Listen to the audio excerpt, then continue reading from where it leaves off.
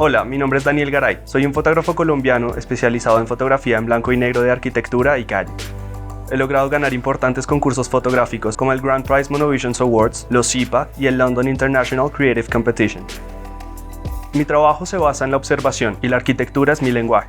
Mis imágenes involucran bastantes modificaciones, las cuales requieren de mucha paciencia y observación. Por eso, debes encontrar ese momento del día donde la luz juegue a tu favor, donde el clima también se convierta en tu amigo, y solo entonces estás listo para sacar tu cámara y disparar.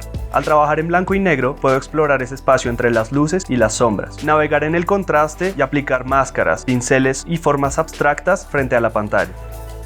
En este curso de doméstica aprenderás todos los secretos para realizar fotografías de arquitectura en blanco y negro con resultados impactantes. Como proyecto final, realizarás una serie de 3 fotografías que partirán de tu punto de vista personal y de la ciudad en la que vives. Lo primero que te voy a contar es cómo concibo las ideas.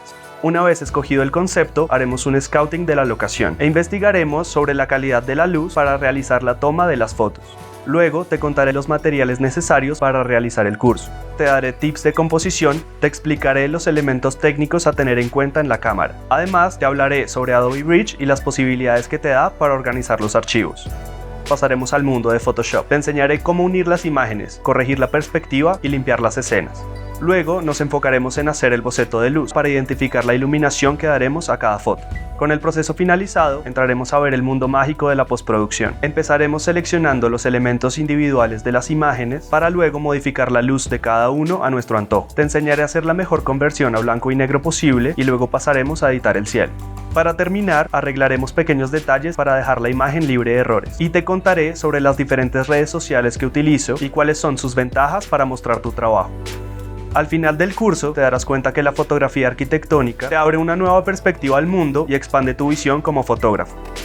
Para realizar este curso es importante que tengas una cámara que guarde archivos en formato RAW y cuentes con un compu con Photoshop. También sería un plus que tengas filtros de densidad neutra. Además, es necesario tener conocimientos básicos sobre fotografía y postproducción.